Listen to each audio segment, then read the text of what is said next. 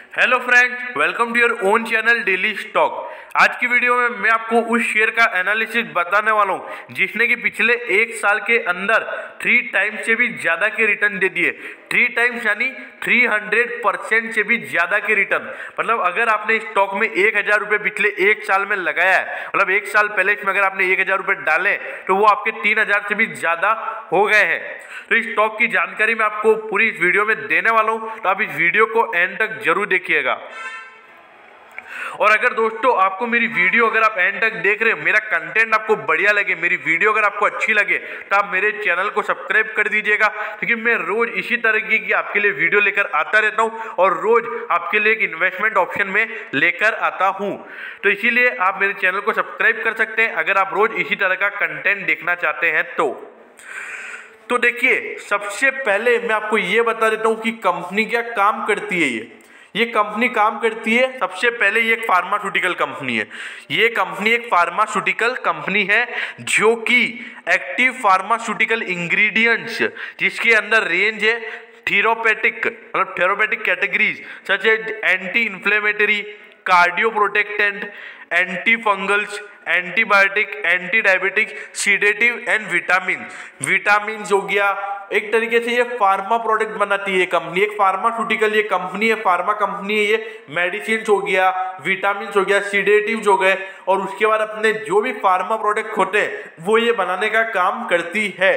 तो ये एक हिंट तो आपको मिल गई कि एक फार्मा कंपनी है। अगर आप इस कंपनी को आपने पहचान लिया, आपको पता पड़ गया कि ये कौन सी फार्मा कंपनी है जिसने कि 3 टाइम से भी ज्यादा के रिटर्न दिए, तो आप वीडियो को पॉज करके कमेंट सेक्शन में बताइए कि आपको ये इस कंपनी का नाम ये लगता है। जो आंसर करेक्ट बताएगा तो उसके लिए एक स्पेशल चैट में चालू करने वाला हूं। तो देखिए, अब इसके बाद मैं आपको कंपनी के डेटा के बारे में बात करता हूं। आप सबसे पहले इसका बीटा पे नजर डालिए, 0.71 का बीटा। मतलब अगर आपका पोर्टफोलियो अगर 10% से, मतलब अगर बाजार अगर 10% बढ़ भी रहा है तो ये 7% बढ़ेगा, लेकिन अगर बाजार 10% गिर रहा है तो ये सिर्फ 7% ही गिरेगा, क्योंकि इसका बीटा है 0.71। मतलब इसमें आपको रिस्क भी कम है। मतलब बाजार कितना भी ऊपर क्यों ना हो, नीचे क्यों ना हो, ये अपने अलग ही अंदाज में चलेगा, ऐसा इसका बीटा बता रहा है। लेकिन अब आप यहाँ पर ये देख रहे होंगे कि इसका जो पीई रेशियो है वो 46.75 निकल कर आता है, जबकि यहाँ पर सेक्टर का पीई 42.09 है। लेकिन इसका जो पीई है वो भले ही महंगा है, लेकिन इसका जिस तरीके से पिछले 3 साल का परफॉर्मेंस है उस तरीके से ये आपको मेरे ख्याल से अभी महंगा लग रहा है। लेकिन जब मार्च 2021 में इसके रिजल्ट आ जाएंगे तो इसका जो प्रोजेक्टेड पी निकल कर आएगा वो सेक्टर के पी से भी कम निकल कर आएगा, क्योंकि ये पिछले 3 साल से लगातार बढ़िया परफॉर्म कर रही है और मार्च 2021 में सिर्फ 3 महीने ही बाकी है और उसके बाद में कंपनी की अर्निंग फिर से बढ़ जाएगी, तो कंपनी का अर्निंग पर शेयर भी बढ़ जाएगा। तो उससे क्या होगा, कंपनी का पी रेशियो कम हो जाएगा। तो ये बात तो दूर हो गई। अब आप ये देख रहे होंगे कि इसका जो सेक्टर के पीबी के मुकाबले ये आपको महंगा मिल रहा है।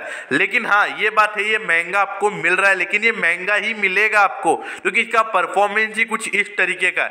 आप देखिए, ये अभी आपको भले ही 10 के पीबी पे मिल रहा है, लेकिन अभी मार्च 2021 में जब इसके रिजल्ट आएंगे, इसकी बुक वैल्यू में भी एक अच्छा ग्रोथ देखने को मिलेगा और ये आपको जब आराम से लगभग 8 का पीबी ये हो जाएगा। देखिए, थोड़ा सा महंगा जरूर है, लेकिन इसका जो परफॉर्मेंस है, जिस तरीके से ये परफॉर्म कर रहा है वो इसको महंगा बनाता है। और मेन बात ये है कि इसकी आप मार्केट कैप देखिए, 6571 करोड़ का इसका मार्केट कैप है। मतलब स्मॉल कैप कंपनी है, और स्मॉल कैप कंपनी होने के बावजूद मतलब ये अभी तक मल्टी कैप भी नहीं बनी है, मतलब मिड कैप भी नहीं बनी है, और इसने अभी तक आपको इसमें 3 टाइम से भी ज्यादा रिटर्न दे दिए हैं। तो आप देखिए कि इस कंपनी में अभी भी कितना ग्रोथ बाकी है। अभी तक तो ये मिड कैप भी नहीं बनी है, लार्ज कैप तो दूर की बात है। अब देखिए, अभी एक तरीके से स्मॉल कैप कंपनी है, तो स्मॉल कैप कंपनी होने के बावजूद यहाँ पर आपको डिविडेंड कम ही मिलेगा। वैसे सेक्टर में डिविडेंड एक तरीके से ज्यादा है, 0.48% का सेक्टर में डिविडेंड मिलता है, लेकिन यहाँ पर सिर्फ 0.07% का ही डिविडेंड है। लेकिन अगर ये फ्यूचर में मल्टी बैगर बनता है तो ये डिविडेंड यील्ड भी आपको बढ़ता हुआ नजर आएगा। अभी तो इसका मार्केट कैप ही नहीं के बराबर है, मतलब एक तरीके से ये स्मॉल कैप स्टॉक है। अभी अगर इसकी मार्केट कैप देखी जाए तो। अब आप ये देखिए, मैं ये बात कर रहा था कंपनी के परफॉर्मेंस की। आप ये देखिए 2017 से लेके 2020 तक लगातार कंपनी के रेवेन्यू में ग्रोथ है, लगातार कंपनी की प्रॉफिटेबिलिटी भी बढ़ती जा रही है। आप ये देखिए 2017 से 19 में तो प्रॉफिटेबिलिटी ऑल्दो कांस्टेंट थी, लेकिन 2020 में आप देखिए 0.14, मतलब आप ये देखिए 0.08 मतलब 80 करोड़ हो गया, और इसका मतलब हो गया 0.14 मतलब 140 करोड़। ये 1000 में तो ये 0.14 मतलब 140 करोड़। आप मार्जिन देखिए, कंपनी का टोटल जो है वो 1800 करोड़ का कंपनी का रेवेन्यू है, उसके बाद कंपनी का एट दी एंड मुनाफा निकल कर आता है 140 करोड़ का। देखिए इस साल भले ही प्रॉफिटेबिलिटी कम थी, लेकिन हर साल जो कंपनी का ये जो धंधा बढ़ रहा है ये बहुत ही बढ़िया बात है। और ये जिस तरीके से ये फार्मा कंपनी परफॉर्म कर रही है, मेरे ख्याल से ये आगे भी फ्यूचर में ऐसा ही परफॉर्म करेगी। देखिए अगर आपने ये सब चीजें देखकर अगर अभी तक आपको पता पड़ गया कि इस कंपनी का क्या नाम है, आप अभी भी पॉज करके बता सकते हो कि इस कंपनी का क्या नाम है।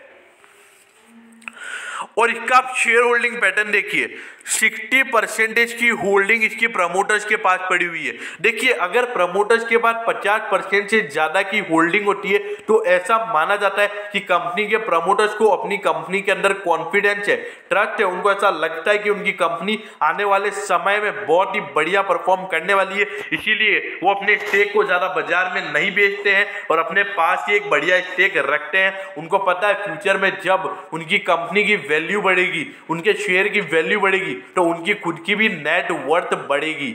अब आप ये देखिए इसमें म्यूचुअल फंड्स, डीआईआई और एफआईआई इन तीनों का मिला के सिर्फ 3-3.5% का स्टेक ही है। मतलब इनमें से तीनों में से किसी ने भी इसके अंदर अभी तक इतना हाथ नहीं डाला है और इतना पैसा अभी तक इसमें नहीं डाला है।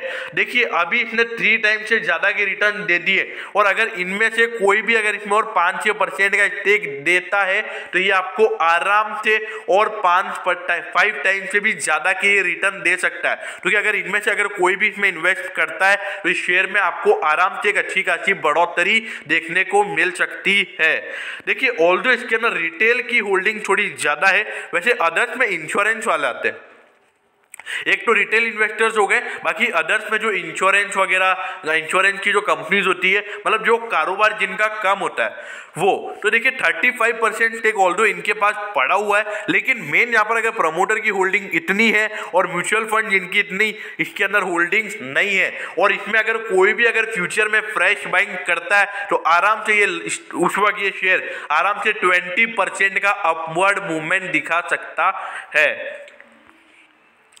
अब इसका एक दिक्कत वाली बात यह है कि पिछले साल सितंबर के अंदर 61.63% का स्टेक कंपनी के प्रमोटर्स होल्ड करते थे, और इस बार वो घटकर हो गया है 60.20%। वैसे देखिए मैंने आपको क्या बोला कि शेयर ने पिछले एक साल के अंदर 3 टाइम से भी ज्यादा के रिटर्न दे दिए, तो शेयर का प्राइस ओवर वैल्यूड हो गया होगा। तो कंपनी के प्रमोटर्स ने भी सोचा होगा कि क्यों ना हम भी थोड़ी प्रॉफिट बुकिंग कर ले, मतलब थोड़ा सा स्टेक अपना बेच दे। तो वही यहां पर नजर आया है, कोई टेंशन वाली बात नहीं है। और देखिए जब तक प्रमोटर का स्टेक 50% से ज्यादा होता है तब तक मेरे ख्याल से आपको चिंता नहीं करनी चाहिए, और ये कोई चिंता का विषय भी नहीं है। तो देखिए कंपनी का प्रमोटर्स का होल्डिंग भी एकदम बढ़िया है। अब आप ये देखिए कंपनी का रेवेन्यू स्टेटमेंट एकदम टॉप क्लास है। आप ये देखिए जनवरी से मार्च के अंदर 450 करोड़ का कंपनी का रेवेन्यू, 450 करोड़ की कंपनी की टोटल इनकम, जिसकी मार्केट कैप है लगभग 6,500 करोड़, और उसका रेवेन्यू है 450 करोड़ का। फिर उसके बाद में 545 करोड़। देखिए वैसे तो फार्मा कंपनीज को कोई दिक्कतें हुई नहीं है लॉकडाउन के अंदर, सबसे ज्यादा मुनाफा ही फार्मा कंपनीज को हुआ है, और वो यहाँ पर इस कंपनी के अंदर भी देखने को मिल सकता है। और देखिए 20% का ग्रोथ कंपनी के रेवेन्यू में देखने को मिला, मतलब कंपनी का धंधा लगभग 20% बढ़ गया है। और यहाँ पर भी लगभग 5% का ग्रोथ देखने को मिला है। 33 करोड़ का कंपनी की टोटल इनकम या रेवेन्यू में ग्रोथ देखने को मिला है। तो देखिए पिछले 3 क्वार्टर्स में भी कंपनी बहुत बढ़िया परफॉर्म कर रही है और पिछले 4 सालों में भी कंपनी ने बहुत ही बढ़िया परफॉर्म किया है। तो मतलब कंपनी लगातार कंटिन्यूअसली बढ़िया परफॉर्म कर रही है। और अगर अभी तक आपने इस कंपनी का नाम नहीं पहचाना है और अगर आपने अभी आपको ऐसा लग रहा है कि थोड़ा बहुत आपको याद आ रहा है तो आप कमेंट सेक्शन में बता दीजिए आपको अगर नाम पता पड़ गया हो तो। अब एट दी एंड इसके प्रॉफिटेबिलिटी को अगर आप देखेंगे तो 2020 के बाद 85 मतलब पहले 58 करोड़ का मुनाफा हुआ इनको जनवरी से मार्च 2020 वाले क्वार्टर में। उसके बाद में 27 करोड़ की बढ़ोतरी देखने को मिली। मतलब अगर मैं परसेंटेज वाइज बात करूं तो 40% का ग्रोथ कंपनी की प्रॉफिटेबिलिटी में देखने को मिला है। अब उसके बाद आपको बताएं कि जून के बाद एक तरीके से लॉकडाउन वाला पीरियड खत्म हो गया था, धंधा थोड़ा नॉर्मल वापस होने लग गया था, वर्क फ्रॉम होम वाली कुछ बात नहीं रही थी, तो उसके चलते कंपनी के एक्सपेंसेस फिर से थोड़े ज्यादा हो गए। लेकिन इसके मुकाबले 2020 मतलब मार्च 2020 वाले क्वार्टर के मुकाबले कंपनी का मुनाफा ज्यादा है। और अगर मैं इन दोनों क्वार्टर का मिला के अगर मैं मुनाफे की बात करूं तो कंपनी का 160 करोड़ का दोनों क्वार्टर का मुनाफा निकल कर आता है। और जो कि अगर मैं ईयरली बात करूं तो 320 करोड़ का कंपनी का मुनाफा निकल कर आता है। मतलब पिछले साल कंपनी का मुनाफा हुआ था 120 करोड़, सॉरी 140 करोड़। और इस बार अगर मैं इसको ईयरली बेसिस पे करूं तो 320 करोड़ का मुनाफा निकल कर आता है। मतलब ऑल्दो अगर इसको ईयरली वाइज देखा जाए तो पिछले साल के मुकाबले कंपनी का मुनाफा डबल हो रहा है। तो वही बात मैंने आपको पी रेशियो में भी बोली थी कि जो कंपनी का पी रेशियो है वो थोड़ा महंगा है, लेकिन जब कंपनी का मुनाफा डबल हो जाएगा तो कंपनी का पी रेशियो भी आधा हो जाएगा। अब आप ये देखिए कंपनी के अर्निंग पर शेयर पर अगर आप नजर डालेंगे, ये देखिए 18 से 19 में 4 रुपए की बढ़ोतरी देखने को मिली है कंपनी के अर्निंग पर शेयर में। देखिए परसेंटेज की बात करूं तो लगभग 10% का ग्रोथ देखने को मिला है। लेकिन अगर आप 19 से 20 में अगर आप कंपनी के ग्रोथ को देखेंगे तो ये देखिए 22 रुपए का कंपनी के अर्निंग पर शेयर में ग्रोथ देखने को मिला है। और अगर मैं परसेंटेज वाइज बात करूं तो लगभग 60% का कंपनी के अर्निंग पर शेयर में ग्रोथ देखने को मिला है। तो देखिए कंपनी का अर्निंग पर शेयर अगर इतना बढ़ेगा तो उसका जो पी रेशियो उसको आप टाइम से मल्टीप्लाई करेंगे तो आपको पता पड़ जाएगा कि आपके शेयर में भी कितने बढ़िया रिटर्न आपको मिल सकते हैं। अब आप ये देखिए कंपनी की बुक वैल्यू 193 रुपीज की कंपनी की बुक वैल्यू थी 2018 में, फिर 37 रुपीज का ग्रोथ देखने को मिला। मतलब कंपनी की बुक वैल्यू भी 37 रुपीज बढ़ी है। मतलब 20% का ग्रोथ कंपनी की बुक वैल्यू में देखने को मिला है। और उसके बाद आप ये देखिए वापिस 50 रुपीज का कंपनी की बुक वैल्यू में ग्रोथ देखने को मिला है। अगर मैं परसेंटेज वाइज बात करूं तो 22% का ईयर ऑन ईयर ग्रोथ वापिस से कंपनी की बुक वैल्यू में देखने को मिला है। मतलब अगर आप इसकी बुक वैल्यू के हिसाब से भी देखेंगे, मतलब अगर इसकी बुक वैल्यू 22% बढ़ रही है और इसका पीबी रेशियो 10 रुपए अभी 10 निकल कर आता है, तो उससे क्या हो जाएगा 22 इंटू 10 220 रुपए आपकी शेयर की प्राइस एक साल में बढ़ गई। इसका मतलब ये हो जाता है। तो अगर इसकी बुक वैल्यू हर साल 20% बढ़ती रहेगी तो आपकी शेयर की प्राइस भी इसके अंदर 20% बढ़ती रहेगी। अगर आपने इसकी बुक वैल्यू देखकर आपको ये पता लग गया कि ये शेयर कौन सा है, कमेंट सेक्शन में बताइए कि आपको पता पड़ गया है। उसके लिए आपको वीडियो को पहले पॉज करना पड़ेगा, पॉज करके फिर आप बता सकते हैं। अब ये देखिए 18-19 में डिविडेंड नी के बराबर था, लेकिन उसके बाद कंपनी का परफॉर्मेंस थोड़ा थोड़ा डबल हुआ तो इन्होंने अपना डिविडेंड भी बढ़ाया है। देखिए स्मॉल कैप कंपनी है, स्मॉल कैप कंपनी होने के बावजूद अगर 2 रुपए का डिविडेंड दे रही है ठीक है। अब ये धीरे धीरे जब मिड कैप लार्ज कैप में कन्वर्ट होगी तब डिविडेंड भी ज्यादा देगी, ऐसा मेरा मानना है। और इस साल कंपनी ने 2 डिविडेंड दिए। एक तो इन्होंने नवंबर 2020 में दिया है जो कि इंटरिम था, और 17 फरवरी 2020 में। मतलब इस साल ही कंपनी ने 2 बार डिविडेंड भी दे दिया है, जिसमें कि 25% फेस वैल्यू पे और 20% फेस वैल्यू पे कंपनी ने डिविडेंड दिया है। अब अगर आप कंपनी के ग्रॉस प्रॉफिट मार्जिन परसेंटेज पे देखेंगे तो इसमें थोड़ी सी ऑल्दो गिरावट जरूर है, लेकिन ये एक बहुत ही बढ़िया बात है। अब ये देखिए 18 में 16%, फिर 13%, लेकिन 19 के बाद 20 में फिर से कंपनी के ग्रॉस प्रॉफिट मार्जिन परसेंटेज में बढ़ोतरी देखने को मिली है। अब देखिए जो ग्रॉस प्रॉफिट मार्जिन परसेंटेज है उसमें क्या कॉस्ट के ऊपर मेन डिपेंडेंस रहता है। तो हमने देखा कि कंपनी की सेल्स में कोई दिक्कतें नहीं आई थी, लेकिन ऑल्दो हो सकता है कि थोड़ी सी कंपनी की कॉस्ट बढ़ गई हो, तो उसके चलते ये यहाँ पर आपको थोड़ी सी बढ़ोतरी देखने को मतलब गिरावट देखने को मिल रही है। अब अगर आप ऑपरेटिंग मार्जिन परसेंटेज पर नजर डालेंगे तो ये एक थोड़ा कांस्टेंट ही है, लगभग 10 से 12% पिछले 3 साल से ये रह रहा है।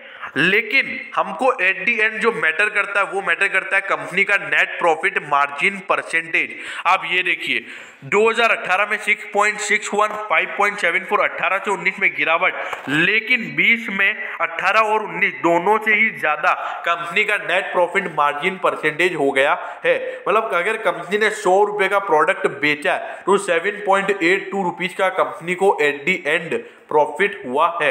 मतलब जो उसके एक्सपेंसेस वगैरह, इंटरेस्ट पेमेंट, टैक्स पेमेंट सब कटा के कंपनी के पास एट दी एंड 7.82 रुपीज बचा है। देखिए ये फार्मा कंपनी है और अगर फार्मा कंपनी का एट दी एंड इतना मार्जिन परसेंटेज रहता है तो बहुत ही बढ़िया है, क्योंकि इसके अंदर कंपटीशन बहुत ज्यादा है। क्योंकि अगर आज आप कोई भी विटामिन भी लेने जाओगे, विटामिन डी की गोली हो गई, कुछ भी हो गया, तो आपको बाजार में उसके अंदर बहुत वैरायटी मिल जाएगी। तो उसके बदौलत अगर ये कंपनी इतना बढ़िया इसका मार्जिन परसेंटेज है तो मेरे ख्याल से ये बढ़िया बात है। अब इसका जो ROE है वो भी एकदम बढ़िया नजर आ रहा है। अब आप ये देखिए 18-19 में वैसे मेरा पैरामीटर है 20%, वैसे 18 में 18%, 19 में 16%, उस वक्त मेरे पैरामीटर में नहीं आया था, लेकिन यहाँ पर ये देखिए आप 21.67% का कंपनी का ROE हो गया है। तो देखिए ये कंसिस्टेंसी की बिजनेस हर मतलब पिछले 3 साल से लगातार 15% से ज्यादा का ROE है और पिछले साल के मुकाबले कंपनी का ROE बढ़ा भी है। और हमने अभी कंपनी की क्वार्टरली अर्निंग भी देखी, वो भी बढ़ रही है। तो ये ROE अगले साल और बढ़ता हुआ नजर आ सकता है। अब अगर मैं ROCE की बात करूं तो ROCE तो कांस्टेंट ही रहा है, मतलब आप 19 से 22% का कंपनी का ROCE रहा है। अब ROCE मतलब क्या होता है, मतलब जो कंपनी की टोटल कैपिटल होती है उसके ऊपर कंपनी कितना रिटर्न मतलब कितना मुनाफा कमा रही है। देखिए उसके अंदर इंटरेस्ट पेमेंट और टैक्स पेमेंट इंक्लूड नहीं होता है, तो इसीलिए ROCE को इतना मैटर नहीं किया जाता है, मेन रिटर्न ऑन इक्विटी को देखा जाता है, क्योंकि वो at the and net profit के बेसिस पर निकलता है। अब अगर मैं रिटर्न ऑन एसेट्स की बात करूं तो आप ये देखिए पिछले 3 साल से लगातार कंपनी ने एसेट्स के ऊपर भी एक अच्छा खासा मुनाफा कमाया है। अब ये देखिए 5.92% से 6.16%, फिर वहां से वापस 8.96%, मतलब पिछले 3 साल से लगातार कंपनी के एसेट परसेंटेज में ग्रोथ है। अब ये भी निकलता नेट प्रॉफिट से ही है। तो मेन अगर इक्विटी मतलब ROE और ROA दोनों बढ़ रहे हैं तो कंपनी के लिए बहुत ही बढ़िया बात है।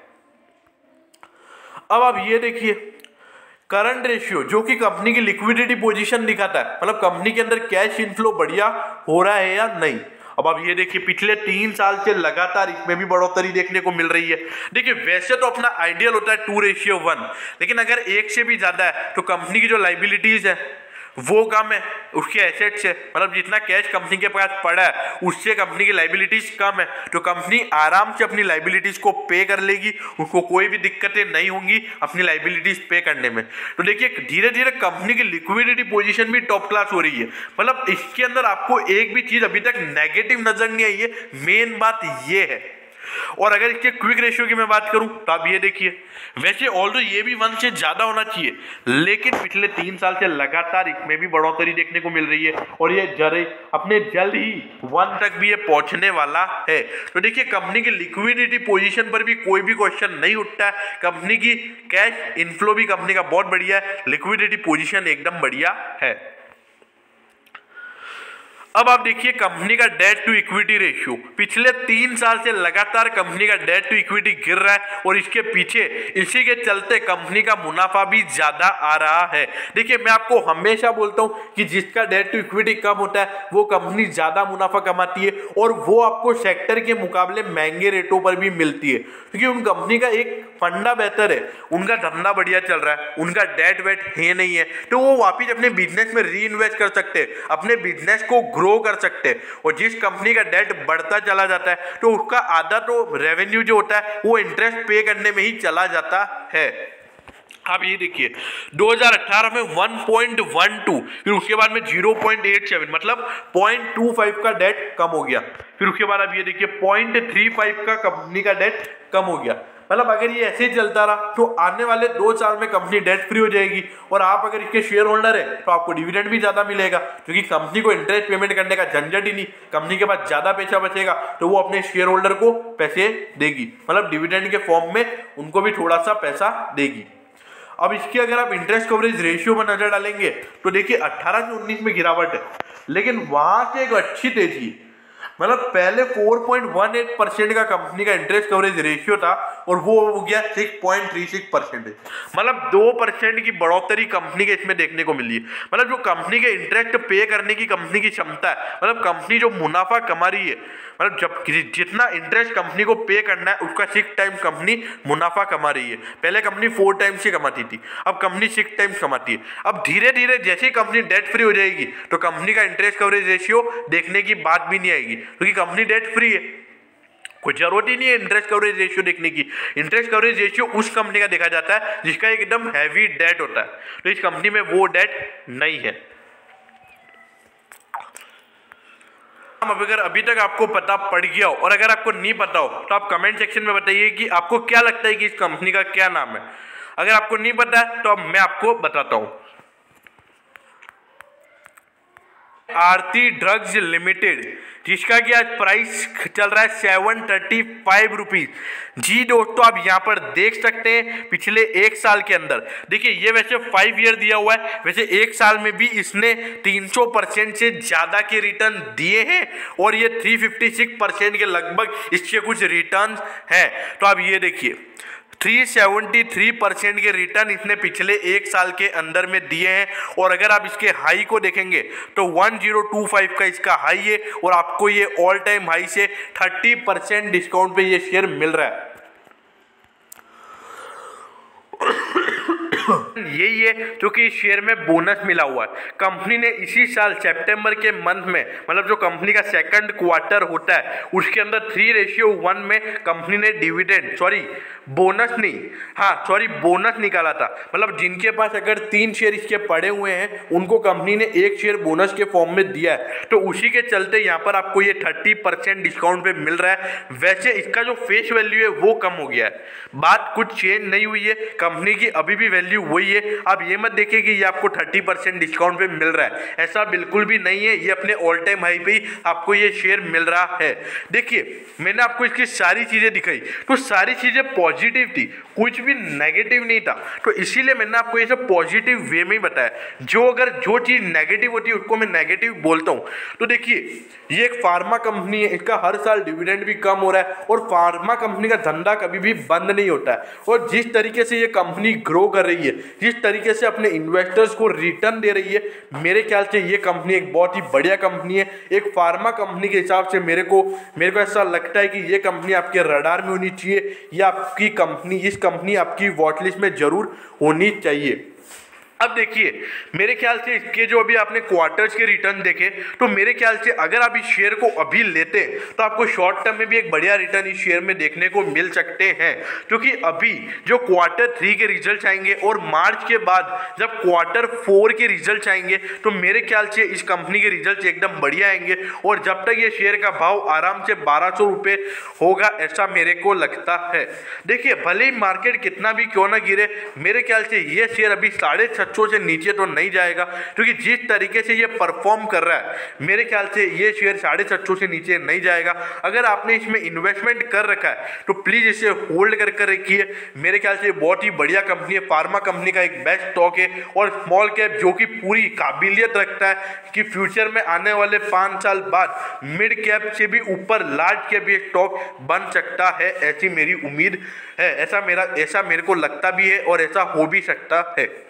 अब देखिए ये मेरा ओपिनियन है, आप कोई भी अगर डिसीजन लें अपना इन्वेस्टमेंट डिसीजन तो अपने फाइनेंशियल एडवाइजर से पूछ के ले। यहाँ पर मैं सिर्फ मेरा ओपिनियन देता हूँ, आप अपने फाइनेंशियल एडवाइजर से पूछ सकते हैं कि मैं इसमें इन्वेस्टमेंट करूँ। अगर वो आपको हाँ बोले फिर ही आप इन्वेस्टमेंट कीजिए, या फिर अगर आपका कोई फाइनेंशियल एडवाइजर नहीं हो तो आप अपने खुद की एनालिसिस कीजिए फिर इन्वेस्टमेंट कीजिए। यहाँ पर मैं आपको सिर्फ ये बता सकता हूँ कि मेरा वे ऑफ ओपिनियन क्या है, और आप इस स्टॉक को अपने वॉच लिस्ट में रख सकते हो ताकि उससे आपको पता पड़ सकता है कि इसमें आपको इन्वेस्टमेंट करना है या नहीं। तो मैं होप करता हूँ कि आपको आरती ड्रग्स शेयर का एनालिसिस बढ़िया लगा होगा। अगर आपको एनालिसिस बढ़िया लगा हो, मेरी वीडियो अच्छी लगी हो, तो आप कमेंट सेक्शन में जरूर बताइएगा, और ये भी बताइएगा कि क्या हमारा कंटेंट बढ़िया है या नहीं। और अगर आपको कंटेंट भी अच्छा लग रहा हो हमारा, तो आप हमारे चैनल को सब्सक्राइब कर सकते हैं, क्योंकि आप रोज इस तरीके की वीडियो आपको मिलती रहेगी, और वो भी फ्री ऑफ कॉस्ट। और अगर आपको वीडियो अच्छी लगी हो तो प्लीज़ आप वीडियो को लाइक कर दीजिएगा और अपने दोस्तों के साथ शेयर करना मत भूलिएगा। Okay, thank you, have a nice day.